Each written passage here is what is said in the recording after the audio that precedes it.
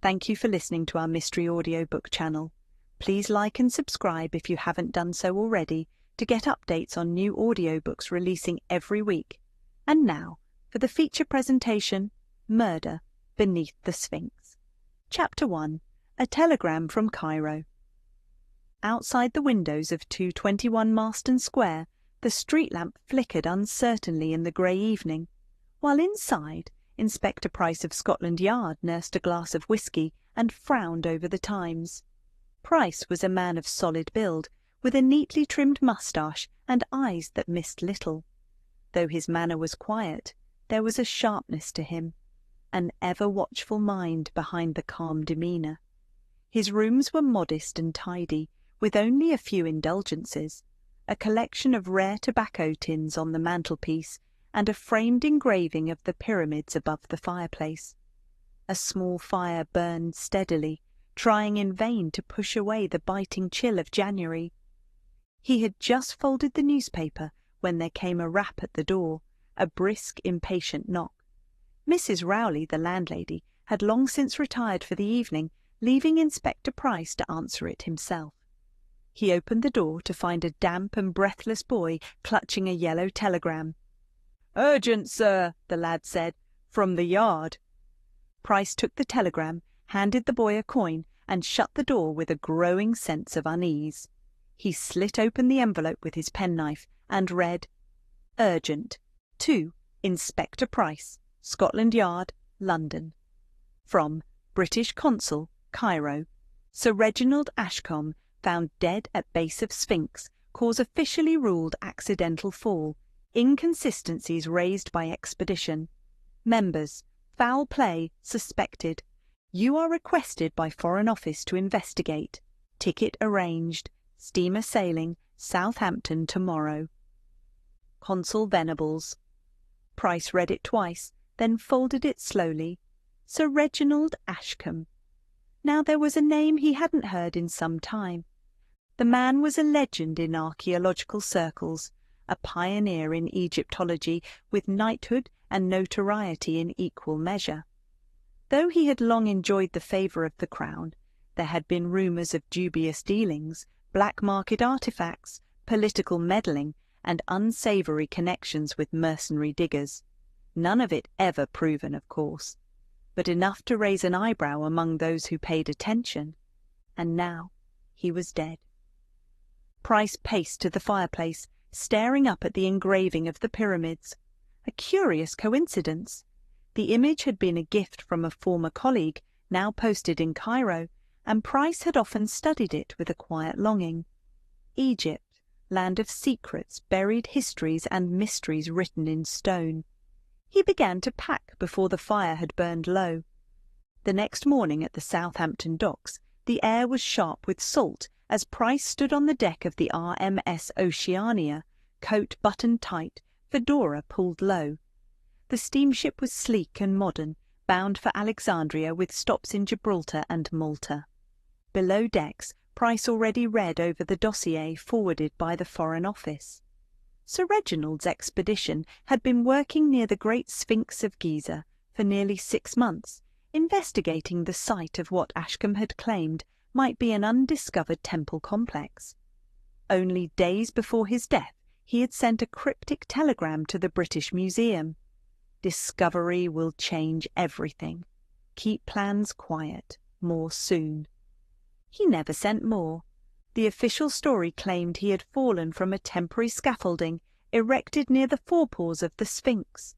Broken neck, instant death, a tragic accident. But now Price knew what experience had taught him many times over. Men like Ashcombe didn't simply fall, they were pushed, usually for something worth killing over. By the time the steamer cut through the sun-drenched waters of the Mediterranean, Inspector Price had memorized every name connected to the expedition. There were 5 individuals of note. Lady Evelyn Ashcombe, the archaeologist's much younger wife, described as refined and intelligent, but curiously absent from many of her husband's public ventures. Marcus Llewellyn, a bright young assistant from Oxford, rumoured to be ambitious and often at odds with Ashcombe's methods. Professor Amal Rashid, the Egyptian government-appointed liaison, a respected scholar and quiet nationalist known for his criticism of Western exploitation of Egyptian artifacts. Harriet Blythe, a journalist from the Illustrated London Courier, assigned to cover the expedition's progress, though why Ashcombe would allow a reporter into his most secretive dig was unclear. And lastly, Ahmed Youssef, the foreman of the local workers, a man with no formal education but with intimate knowledge of ancient tomb structures and desert terrain. Price closed the folder. 5 names. 5 possible reasons for Ashcombe to end up dead at the foot of the oldest riddle in history. He glanced out at the endless sea ahead, already tinged with the heat and dust of Egypt. Somewhere beyond that horizon, beneath the shadow of the great Sphinx, the truth waited. Chapter 2. Ashcombe's Circle. The Cairo sun was not kind to a man in wool. As Inspector Price stepped down from the carriage outside the British consulate, his collar already damp with sweat, he could not help but blink against the harsh brilliance that bounced off every limestone wall and sandstone. Egypt struck him at once as a land of contradictions, heat and shadow, grandeur and decay. The narrow streets buzzed with life, vendors hawking fruit and fabric, the cry of a distant muezzin rising from a nearby minaret, and the clatter of carriage wheels on cobblestones.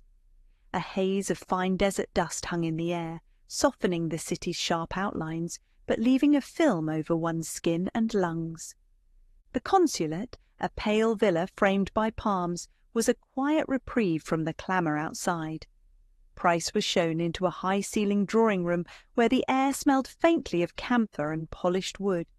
Waiting for him was Consul Gerald Venables, a stiff, balding man in an immaculate cream suit and pince-nez, whose manner was that of someone constantly reminded of his own importance. "Inspector Price," Venables said, shaking hands, "I trust your journey was tolerable." "I've had worse," Price replied dryly, removing his hat and setting his travel bag down. Venables gestured toward a tray. "Tea? Or something stronger?" "Tea, for now." They settled into leather chairs beneath a lazily turning fan. Venables poured the tea with practised precision. "The Foreign Office has taken a discreet but keen interest in this business," Venables began. "Sir Reginald Ashcombe was, shall we say, politically valuable." "Valuable to whom?" Price asked. Venables gave a thin smile. "To the Empire. His discoveries stirred public interest. Yes, but more than that, they strengthened Britain's foothold in Egypt's cultural landscape. If the locals believe we are preserving their history, well, it serves our purposes, doesn't it?" Price sipped his tea. "Tell me about the body," he said. "Found early morning 3 days ago. A local worker discovered him lying at the base of the Sphinx under the scaffolding. Neck broken. Death was likely instantaneous. Dr. Azmi, a reputable Cairo physician, signed off on the death certificate.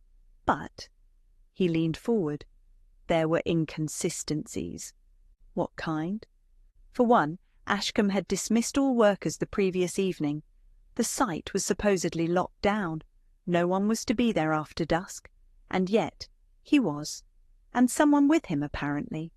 There were 2 sets of prints in the sand, one his, the other unidentified, and someone tried to brush them away.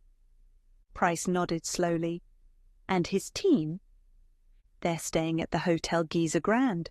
All 5 returned to Cairo the morning after the death. Seemed shaken, but not devastated. You'll find them curious." Price finished his tea and stood. "I'll pay them a visit." The Giza Grand stood like a faded dowager amid palm fronds and colonial splendour. White stone, wide verandas, and tall shuttered windows gave it a stately air, but inside, its velvet chairs and Persian rugs spoke of grandeur past its prime.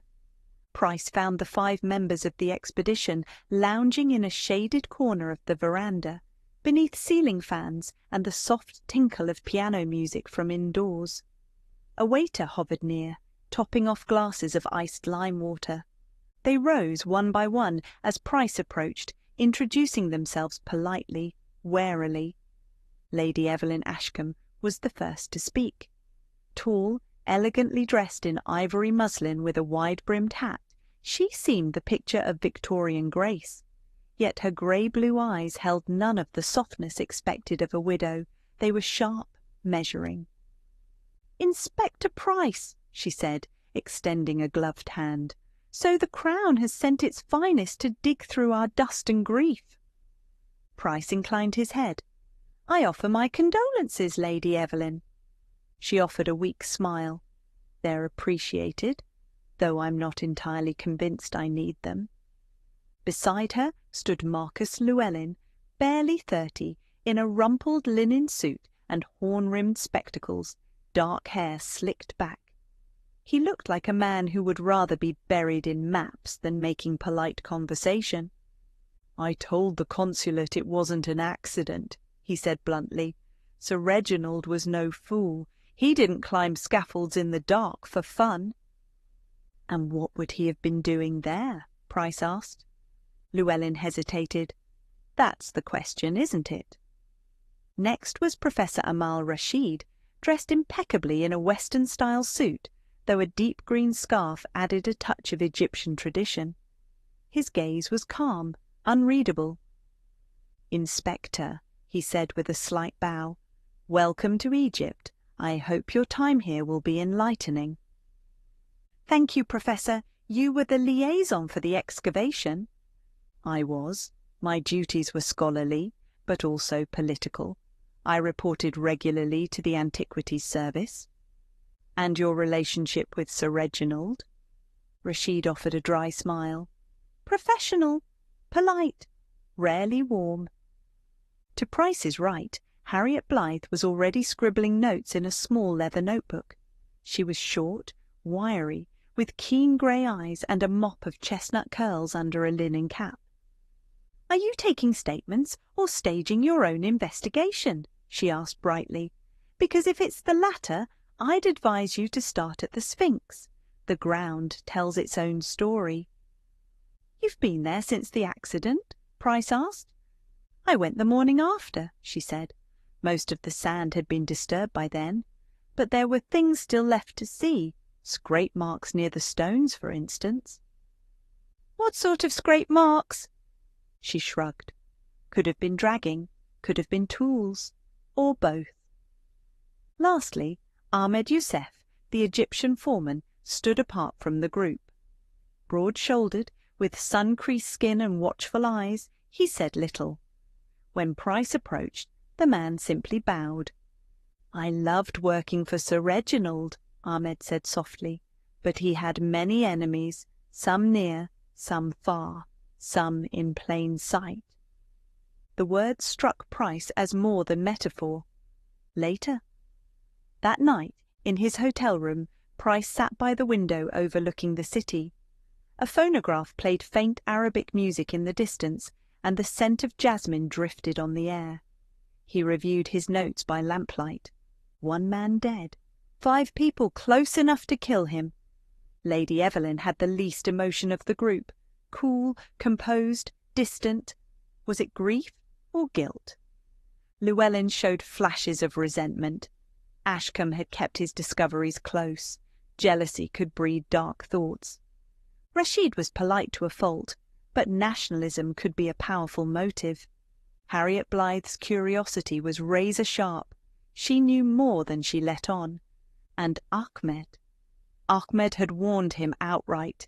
Enemies in plain sight. Price closed his notebook. He would visit the dig site first thing in the morning. Chapter 3. Sand and Secrets. Inspector Price adjusted his collar and stepped out of the shaded motor car. The Giza plateau rose around him, solemn and timeless. The 3 pyramids loomed like slumbering titans, but his gaze was drawn to their guardian, the colossal Sphinx, half lion, half man, its chipped face and weary eyes staring eastward as it had for millennia. The excavation site buzzed with cautious activity. A few local workers moved about under the direction of a British overseer, their movements subdued, as though the death of Sir Reginald Ashcombe had dampened not just spirits, but ambition. Wooden scaffolding wrapped partially around the statue's paws, with rope ladders and makeshift platforms suspended like spiderwebs. Tarpaulin-covered crates and discarded brushes lay beside a small canvas tent. Price was greeted by Dr. Sameh Azmi, the Cairo physician who had signed the death certificate. A lean man in his 60s, with sun-spotted skin and immaculate posture, he walked with a quiet dignity and offered Price a polite handshake. "I understand you had questions about Sir Reginald's death," Azmi said, leading him toward the spot where the body had been found. "Questions, yes," Price replied, scanning the ground. "Tell me, Doctor, you declared it an accidental fall, but privately you weren't so sure." Azmi pursed his lips. It was not a typical fall. His injuries, fractured cervical vertebrae, blunt trauma to the back of the skull, and a shattered wrist, suggested he did not fall naturally, or not from the height claimed. "What do you mean?" "The scaffold is only 10 feet high. A fall from that height could break a bone, yes, but to kill instantly, it would require either a precise landing or an external force." "Like being pushed?" Azmi nodded. Price crouched beside the scaffold's base. The sand had shifted since the day of death, but faint impressions lingered. He could just make out the faded outline of a boot print, larger than most locals, and beside it a partial smear. "Was this area disturbed before your arrival?" Price asked. Azmi hesitated. "The body was found at dawn. Several workers gathered before anyone from the government could arrive. It's likely the scene was unintentionally compromised." Price stood and removed a notebook from his coat. "Was anything found on Sir Reginald's person?" "A compass, a battered field journal, and a small gold amulet, shaped like a scarab." "Where are they now?" "Held by the Ministry of Antiquities. The British consulate has made a formal request to release the journal to your custody. It should arrive tomorrow." Price looked around. The others from the team had not come today. He had asked them to stay away, to keep the scene undisturbed. Except someone had come. Near the back of the Sphinx's massive hindquarters, Price noticed a thin trail of footprints leading behind a stone outcropping. The wind hadn't reached this corner, and the tracks were fresh. Following them cautiously, he rounded the rock and found Harriet Blythe, crouched with her back to him, sketchbook open, pencils scratching furiously. "I thought I told you to stay away," Price said. She started, but didn't look guilty. "And miss all this," she said, standing up. "Don't worry, I haven't touched anything, just observing, from a distance." Price stepped beside her and looked down at her sketchbook. It was startlingly accurate, a detailed rendering of the excavation layout, the scaffold, and even the position where Ashcombe's body had been found. "You're a quick study," he remarked. "Comes with the job," she said, dusting off her skirt. "I used to do courtroom illustrations before they banned them. Faces, gestures, details, they stick with me. That's why Ashcombe hated me." Did he now? He didn't like being watched. Most people don't when they have something to hide. "Did you think he was hiding something?" She gave him a sidelong glance. "Of course. But then again, I think most people are. Don't you?" Price smiled faintly. "Only when they start lying." They stood in silence for a moment, the great paws of the Sphinx casting long shadows over the site. "Did you know about the telegram Ashcombe sent to the British Museum?" he asked suddenly. "The one about a discovery that would change everything?" she replied. "I heard whispers. He was paranoid about it, locked his tent every night, wouldn't let even Llewellyn near the new chamber." "So there was a chamber?" She nodded. I saw it from a distance, half excavated, looked like the top of an entrance, but after Ashcombe died, the workers sealed it up and left it untouched. Why? Out of respect or fear, depends on who you ask. Price crouched again and swept some sand from a small depression in the rock beside the Sphinx's paw. A tiny fragment glinted in the light, a sliver of blue-green faience, the kind used in ancient Egyptian jewellery. He wrapped it in a handkerchief and slipped it into his pocket. Later that day, back at the Giza Grand, Inspector Price summoned Marcus Llewellyn for a private word. The young assistant arrived looking slightly sunburned and sleep-deprived. He sat stiffly in the rattan chair, his knuckles pale against the handle of his satchel. "You worked with Sir Reginald longer than anyone else," Price began. "What can you tell me about his state of mind in the days leading up to his death?" Llewellyn hesitated, then sighed. He was obsessed, that's the word for it. Obsessive, paranoid. He believed he was on the verge of something revolutionary, something that would make Carter's tomb look like a coin purse. A new tomb? Yes, hidden chambers beneath the Sphinx. There are old legends, Herodotus even hinted at them, but no one ever found proof, until now, according to him. Did anyone else believe him? Not really. Professor Rashid was sceptical. Lady Evelyn had stopped showing any interest in the excavation altogether. And He stopped. You what? I was envious. He wouldn't share the findings, kept me in the dark, after everything I'd done for him.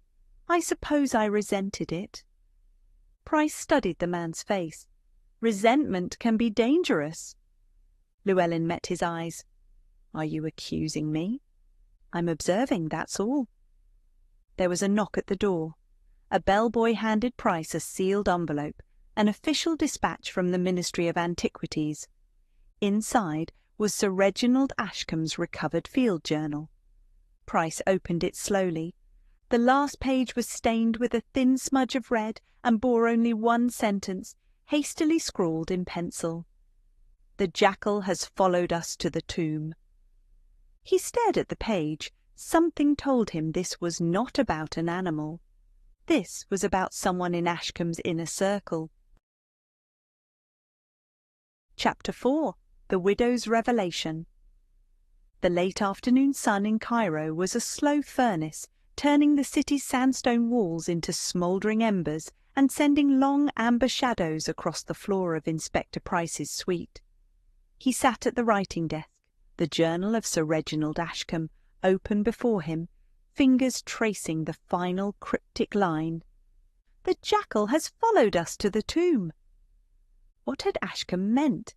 In Egyptian mythology, the jackal was sacred, Anubis, god of the dead and protector of tombs. But in modern metaphor, a jackal was a scavenger, a thief, a traitor. Price closed the journal gently. The symbolism was clear enough, but the identity of Ashcombe's jackal remained frustratingly out of reach. A sharp knock broke the silence. Lady Evelyn Ashcombe stood in the doorway, dressed impeccably in a deep blue walking gown, her hat and gloves as elegant as ever. But her face, normally a mask of graceful detachment, seemed drawn and fatigued. "I was told you wished to speak with me," she said coolly. Price gestured toward the shaded corner of the room where two armchairs flanked a small tea table. "I did. Thank you for coming." She settled in without ceremony, removing her gloves with the slow grace of a woman used to waiting for others to speak second. But this time Price began bluntly. "Lady Evelyn, forgive my directness, but I need to understand the nature of your relationship with your late husband." Her eyes flicked up sharply. "We were married, Inspector. That should suffice." "It doesn't," he said evenly, "because everything I've seen and heard so far suggests you weren't particularly close. You travelled with him, yes, but you weren't at the site on the night of his death. You were already in Cairo." She tilted her head slightly. "It's not unusual for wives to remain in town during field work." Not when the dig is considered a historic discovery, and not when your husband had grown increasingly secretive." For the first time her mask cracked. A thin, brittle smile touched her lips. "Ah, so you've begun to see it?" "See what?" She leaned forward, voice low. "That my husband was brilliant, yes, but also cruel, obsessive, and entirely faithless. He lied to me, to everyone.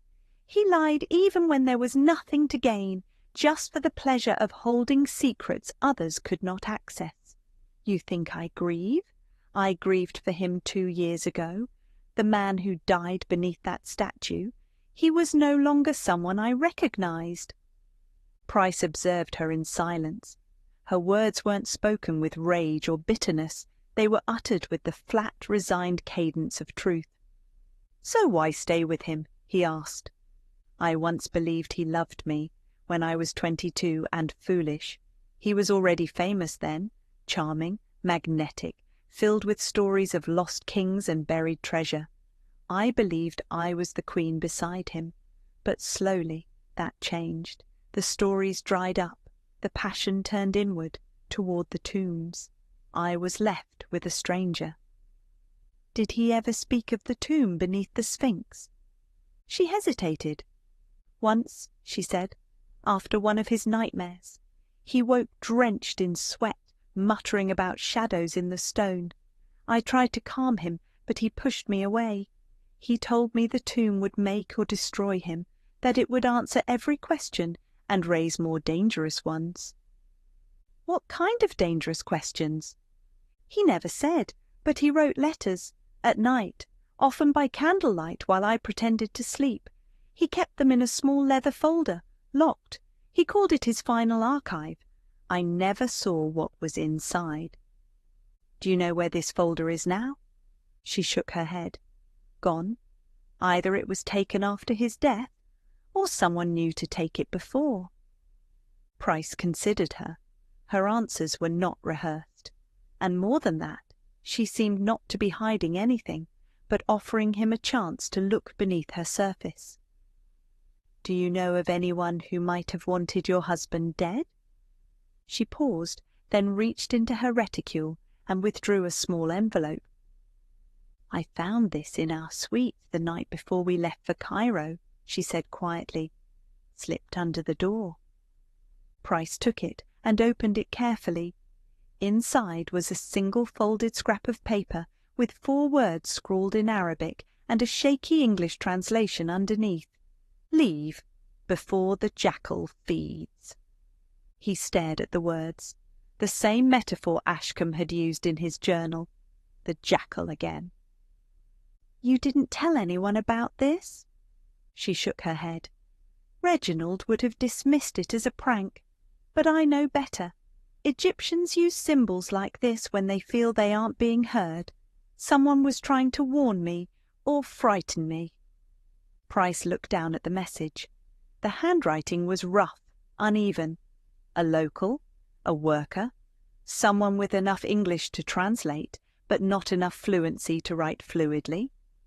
He folded it slowly. "Why show this to me now?" "Because I'm tired of silence, and because you're the first person who seems to be asking the right questions." There was a quiet knock. A porter appeared at the door. "Inspector, a message from the consulate." Price took the envelope and opened it. It contained a single line, hastily typed. "Parcel recovered from Ashcombe's tent during final clearance. Delivered to hotel per your request." He excused himself and returned moments later with a plain wooden box sealed with wax and stamped with the mark of the Antiquities Office. He opened it carefully. Inside was a leather folder, aged and scuffed. The final archive. Lady Evelyn's breath caught. He opened it and found a stack of letters, written in Ashcombe's careful script. But more shocking than their contents was the addressee. Each letter began the same. To Harriet, "If anything happens to me."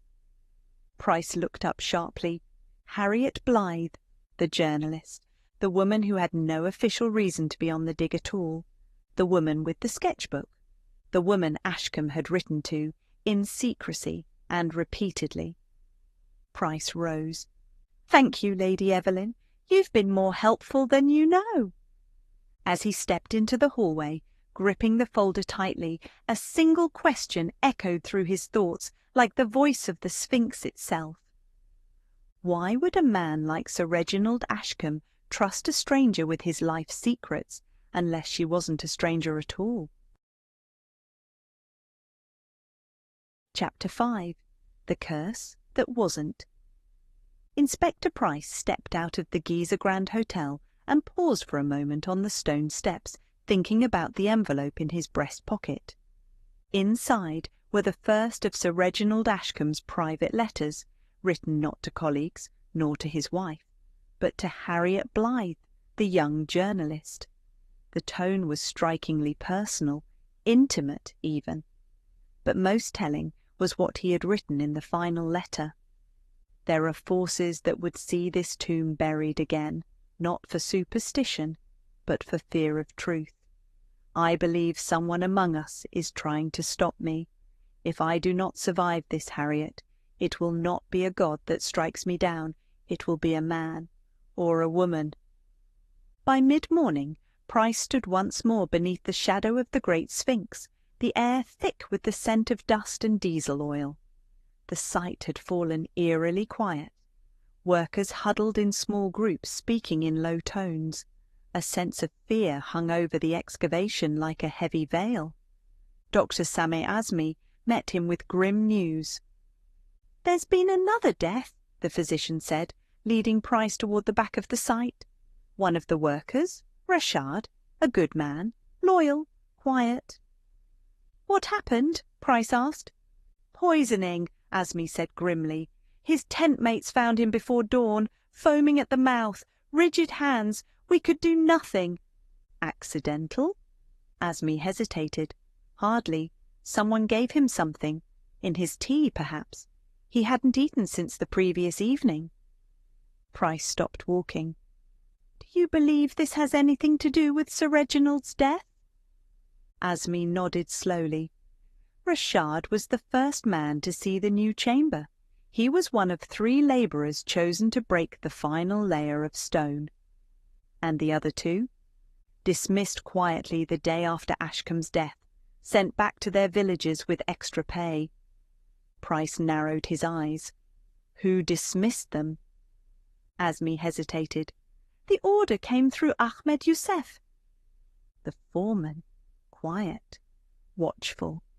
A man Price had pegged as intelligent and deeply loyal to the old land. Price excused himself and crossed the camp until he found Ahmed, seated in the shadow of a crumbling limestone block, carving a small wooden scarab with a short blade. "Ahmed," Price said, crouching beside him, "I need you to be honest with me." Ahmed looked up. "I have been, Inspector." "You dismissed the 2 workers who entered the tomb with Rashad." "I did." "Why?" Ahmed's hands stilled. "Because they were afraid," he said slowly. "They said there was something wrong inside, that when the stone cracked open, the air was thick, too thick, and there was something, not a presence, but a feeling." "A feeling?" "They believed it was cursed, that we had disturbed something sacred. I told them to go, for their own peace." "Did you believe it too?" Ahmed hesitated a long time before answering. "No," he said finally, "but I believe someone wanted us to believe it." "Who?" Ahmed looked toward the Sphinx, as though expecting it to whisper the answer. "I don't know, but curses are useful, Inspector. They make men run before they ask questions." Price stared at him. "And Rashad?" Ahmed's face darkened. "He did not run. He spoke too much. He said he had seen something, just before the stone door fell. A flash of light, a shadow moving deeper into the chamber, as though someone had already been inside." "You think someone accessed the tomb before it was officially opened?" Price asked. Ahmed nodded. "Yes, someone with knowledge and fear." Later that afternoon, back at the hotel, Price summoned Harriet Blythe to his suite. She arrived briskly, her notebook in hand, her expression a careful mix of curiosity and irritation. "You summoned me like a suspect," she said lightly, taking a seat. "You are one," Price said, setting the leather folder, Ashcombe's archive, on the table between them. Her eyes flicked toward it. "So, you found it?" "You know what it is?" "I do." "You didn't tell me. You didn't ask." Price opened the folder and slid one of the letters across the table. Harriet hesitated only a second before reading. "Harriet, if anything happens to me, they will say it was an accident, but you'll know better." She looked up. Her mask of sarcasm had fallen away. "How close were you to him?" Price asked. "I wasn't his mistress, if that's what you're implying," she said sharply. "But he trusted you, enough to confide things he didn't tell his wife or his assistant." She hesitated. "Yes, because I didn't want anything from him. Not funding, not glory. I only wanted the truth." "Why were you on the dig at all? A site like this doesn't typically allow journalists." She gave a small, bitter smile. "Because I knew something." "My mother," she said quietly, "was Reginald's lover. Many years ago, before he was married, she was a translator, fluent in hieroglyphs and Coptic. She helped him with his earliest papers. Then he abandoned her, left her name off the articles, took all the credit. She died in poverty while he became Sir Reginald." "I'm sorry," Price said, meaning it. "I came here because I wanted to see if he was the man she said he was, or something worse." "And what did you find?" She looked away. "Something worse." "Did you kill him?" She met his eyes evenly. "No." "But someone did," she added. "Someone who knew exactly what he was about to find and wanted it buried again." She pulled a sheet from her notebook and handed it over. It was a rubbing of a carving, one found, she claimed, just inside the tomb entrance before it was sealed again. It depicted a man being weighed on a scale beside a jackal-headed figure. But instead of the usual feather of Mayat, which was the symbol of truth, the scale was tipped by a British coin. Price stared at it. A modern coin, in an ancient carving? "Impossible," he whispered. "Unless someone altered it," Harriet said, "which means someone was in the tomb, recently, before it was opened, someone who left a message, a warning or a threat." A knock at the door interrupted them. A telegram delivered by a hotel attendant. Price opened it and read quickly. "To Inspector Price. From British Museum, London." Ashcombe's final telegram, received 6 hours before death, mentioned new chamber and intention to inform authorities of unauthorized activity on site. Quoted, "Will name the man in question shortly. H." "H," Price whispered, his mind racing. Harriet? No, he doubted it. He turned to her.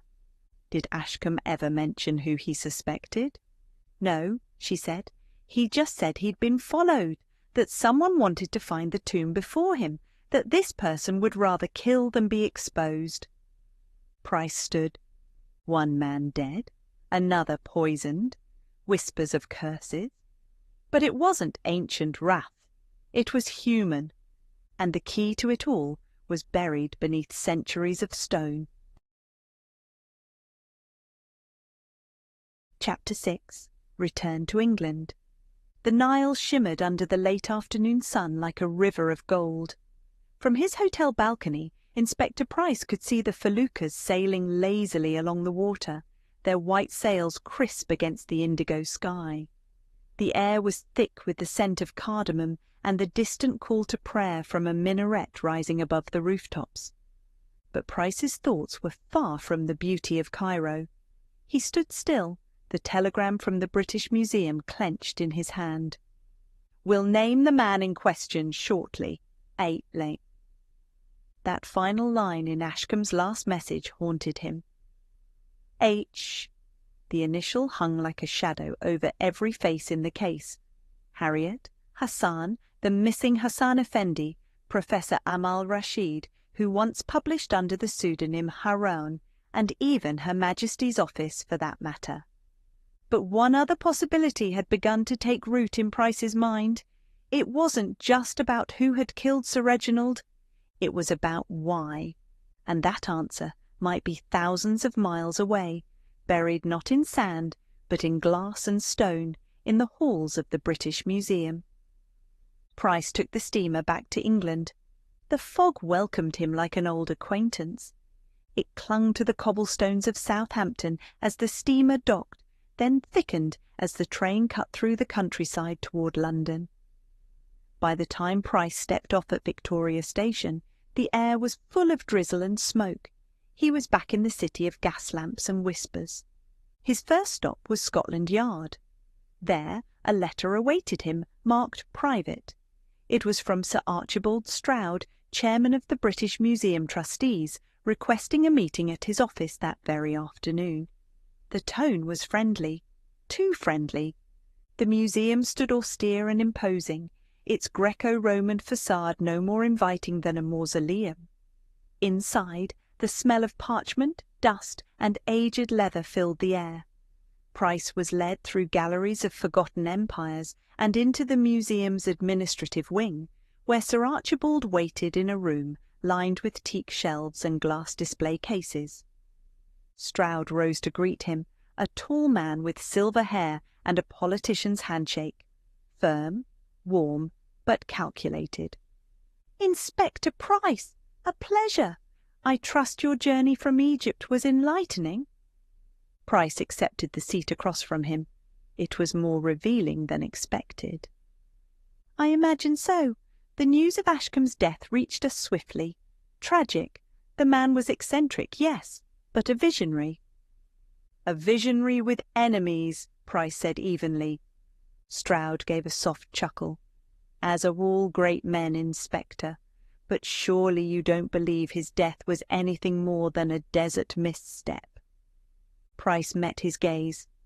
"I believe someone had something to lose if Ashcombe lived to share what he discovered."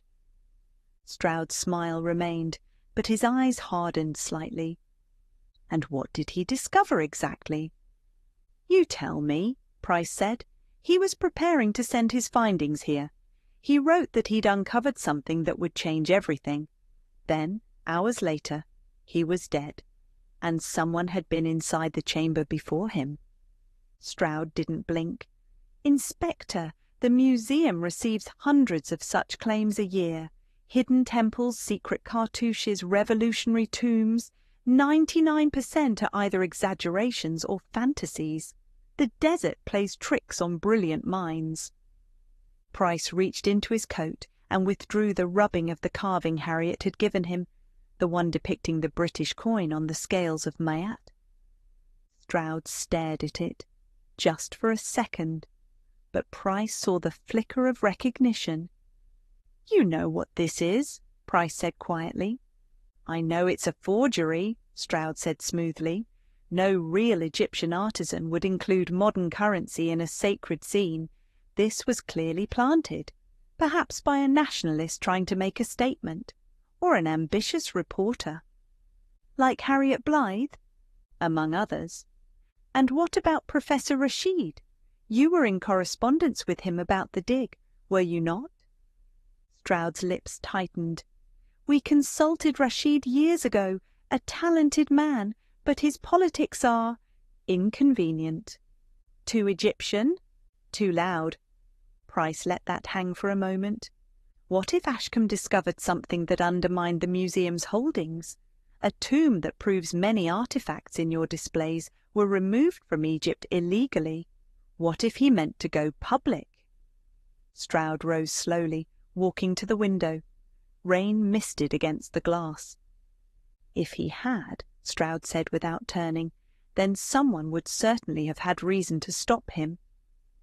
That evening, back in his rooms in Marston Square, Price lit a fire and poured himself a modest glass of brandy. He set Harriet's sketch, Ashcombe's letters, and the ministry telegram in a neat row on the table. The pattern was beginning to form. Ashcombe had uncovered a sealed tomb, one which contained evidence of modern tampering and political implication. He had intended to send that evidence to the British Museum, perhaps even the press. Someone had gotten there first, left behind a warning, possibly a message, in the form of altered hieroglyphics. Then came Ashcombe's death, followed by the murder of a local worker who had seen too much. And now, back in England, the museum's silence. A silence loud enough to be deliberate. His thoughts were interrupted by the arrival of a small parcel, hand-delivered, without sender's name. Inside was a single item, an unmarked envelope, its only content a torn fragment of parchment. A single phrase in neat hieroglyphs, and beneath it a line of translation in familiar handwriting. The tomb was never lost, only hidden. R.A.R.A. Reginald Ashcombe. And on the back of the parchment, a smudged fingerprint. Recent. Whoever had sent this had touched it. Whoever had taken Ashcombe's secrets was now watching. Inspector Price sat back, the brandy untouched. The true killer wasn't just hiding behind ancient walls or political institutions. The killer was playing a far more dangerous game, and someone else was pulling the strings. It was time to go back to Egypt. Chapter 7. The Twist in the Sand. The sun over Cairo blazed down upon the Giza Plateau, where the sand shimmered and the stones breathed heat. Inspector Price had left England, and now he stood once more before the weathered face of the great Sphinx. This time he wasn't alone. At his side stood Harriet Blythe, her expression unreadable behind the brim of her linen hat. She clutched a leather satchel that held everything: Ashcombe's journal, the rubbing of the altered carving, and the final letter she had received from him before his death. Also present was Professor Amal Rashid, summoned at Price's request. The Egyptian scholar appeared calm, but his hands were clasped tightly behind his back, and his eyes remained fixed on the sealed mouth of the tomb. And finally, Ahmed Youssef, the foreman, stood near the workers, arms crossed, silent and watchful. A scaffold had been reassembled. The stone door at the base of the Sphinx, previously resealed, had been carefully pried open once more. The opening looked like the throat of some great buried beast.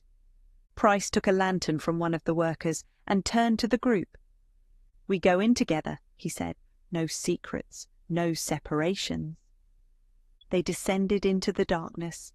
Inside the hidden chamber the air was cool and dry. Dust danced in the shafts of lantern light. They moved cautiously down a stone corridor that sloped beneath the Sphinx's paws. Ancient symbols lined the walls, some genuine, others modern additions that Price now recognized as deliberate alterations. They reached the burial chamber. The ceiling soared higher than expected, its centre marked by a crumbling statue of Anubis. At its base was the stone platform, now empty, where Ashcombe had been working before his death. But what drew everyone's eyes was the second chamber, newly uncovered. Its entrance had been partially obscured by debris and stone blocks. Harriet stepped forward, breath catching. "This is where he said the truth would be found," she whispered. Price nodded to Ahmed, who motioned to the workers. With great care the entry was cleared. The room beyond was smaller, but more startling. On one wall, a relief carving that mirrored the rubbing Harriet had made. A scale, Anubis on one side, a man on the other. But in this version, the weights were British coins, unmistakable even in stone. Another panel depicted foreign men carrying artifacts into ships, while Egyptians knelt in chains. Rashid stared at the walls, his expression unreadable. "This," he said softly, "is a message left not by the ancients, but by someone who loved them." "Or someone who wanted to use them," Price replied. At the far end of the chamber stood a stone chest. Inside it, meticulously preserved, were scroll fragments marked with the cartouche of an undocumented pharaoh, and among them, tucked within linen wrappings, lay a letter written in Ashcombe's hand. Price read it aloud. "To those who come after, know that this tomb contains evidence of betrayal, the relics stolen, sold, falsified, the lies told to maintain power. I was part of it. I profited from it. But I will not die with it on my conscience. I name the one who seeks to silence this truth. Amal Rashid." Price turned slowly. The professor's face had not changed. No denial, no protest. "You knew he would write it," Price said. "That's why you followed him." Rashid inclined his head. "I did not kill him. I never laid a hand on him." "But you knew someone would," Harriet said. "I merely ensured that Ashcombe would not survive long enough to undo the thefts he enabled for decades. He was ready to turn his back on the very empire he had helped empower, a hypocrite in the final act." "So you let it happen?" Price asked. Rashid stepped toward the wall, resting a hand on the carving. "Do you know how many of our ancestors' remains lie beneath the floors of British galleries? How many scrolls torn? How many tombs empty to decorate drawing rooms in London?" "I understand your anger," Price said, "but you turned it into murder." "Number I did not kill him," Rashid repeated, his voice calm, "but I knew someone else would." Price stared. "Who?" The answer came from behind them. "I did." Everyone turned. Lady Evelyn Ashcombe stood in the doorway, pistol in hand. Her hair was tucked under a scarf, her expression set. Harriet gasped. "You followed us?" "Yes," Evelyn said, "because I knew this day would come, and because I couldn't let him become a martyr."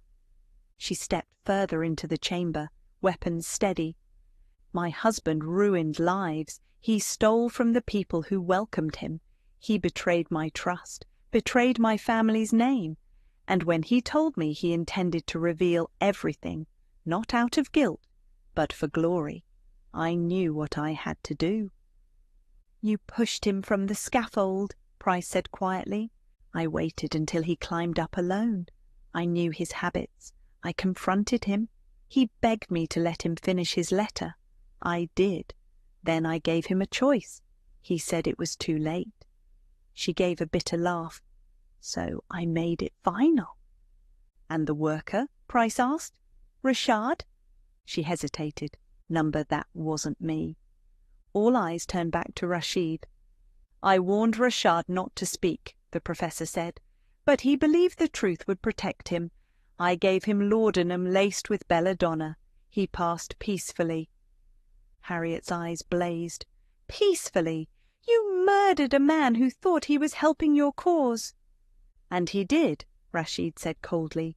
"He kept the tomb sealed long enough for me to alter the walls, to craft the message." "But why send the parchment fragment to London?" Price asked. "I didn't," Rashid said. "That wasn't me." Price turned to Harriet. She said nothing, but her eyes said everything. "You sent it," he said. "You wanted me to return. You knew only the British government could protect this site once the truth came out." She nodded. "I wanted you to finish what Ashcombe couldn't." The aftermath at the British consulate in Cairo. Lady Evelyn Ashcombe was taken into custody quietly. She offered no resistance. When asked by the consulate for a statement, she gave only 5 words. "Let the sand cover him." Professor Rashid disappeared before a warrant could be issued. It was believed he fled into Upper Egypt, where nationalist sentiment offered him shelter. The tomb was sealed, this time not to be looted, but preserved. A joint Anglo-Egyptian team was formed to protect and study the site. Inspector Price returned to London. Not all crimes, he now understood, were committed in darkness. Some were written in daylight, in ink and silence, signed by power. Epilogue, Marston Square, London.